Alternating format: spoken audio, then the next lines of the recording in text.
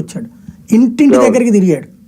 వాస్తవంగా ఆంధ్రప్రదేశ్ చరిత్రలో చంద్రబాబు కూడా కుప్పంలో ఎప్పుడు తిరగల, జగన్మోహన్ రెడ్డి కూడా పులివెందులు ఎప్పుడు తిరగల, రాజశేఖర్ రెడ్డి కూడా పులివెందులు ఎప్పుడు తిరిగి ఉండాలి. అంతా పోయిన చోట వెళ్ళి వెతుక్కుని, ఇప్పుడు చంద్రగిరి ఓడిపోయినటువంటి చంద్రబాబు నాయుడు నియోజకవర్గం మార్చుకుని కుప్పం వెళ్ళిపోయాడు. అట్లాగా ఇక్కడ లోకేష్ చేయలా, నిలబడ్డాడు, కలబడ్డాడు, కష్టపడ్డాడు.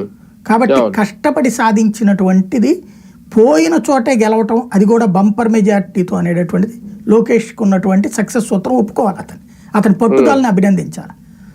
అలాగే అంతే ఖచ్చితంగా పవన్ కళ్యాణ్కి వచ్చేటప్పటికి ఒక సేఫ్ ప్లేస్ ఎత్తుక్కున్నారు ఆయన. అంతకుముందు ఉన్నటువంటి భీమవరం, గాజువాక అవి సేఫ్ ప్లేస్లే. యాక్చువల్గా సామాజిక వర్గపు లెక్కలే ఎత్తుక్కున్నారు. ఇక్కడికి వీళ్ళిద్దరి మధ్యన తేడా ఏంటంటే, ఇతను సామాజిక వర్గానికి సంబంధం లేని నియోజకవర్గం ఎంచుకున్నాడు. ఇప్పుడు కుప్పంలో కమ్మాసి ఎంతమంది ఉన్నారండి, కానీ కుప్పంలో బీసీలు ఉండే చోట చంద్రబాబు గెలుస్తున్నాడు. బీసీలు ఉండే బీసీలు ఎక్కువగా ఉన్నటువంటి చోట లోకేష్ గెలిచాడు. పవన్ కళ్యాణ్ తన సామాజిక వర్గపు షీల్డ్ లోకి గెలిచాడు. ఇప్పుడు పిఠాపురం అంటే సామాజిక వర్గం షీల్డే కదా.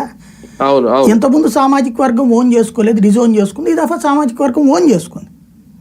కాబట్టి వీళ్ళిద్దరి మధ్యన ఎన్నికలకు సంబంధించి ఆ గ్యాప్ ఉంటుంది. కాకపోతే పవన్ కళ్యాణ్ చిట్ట చివరిలో సీట్ తీసుకున్నా వెళ్ళి అక్కడ వాళ్ళకి నమ్మకం కలిగించడము, అటు వర్మని కన్విన్స్ చేయటము, స్వయంగా ఇంటింటి దగ్గరికి తిరగటము, అంత తన జీవితంలో ఒక సినిమా యాక్టర్గా తను చూస్తే పరిగెత్తుకొచ్చే వాళ్ళు తెలుసు, కానీ ఇంటింటి దగ్గరికి వెళ్ళటం అనేది ఎప్పుడు జరగలేదు ఆయనకి జీవితంలో.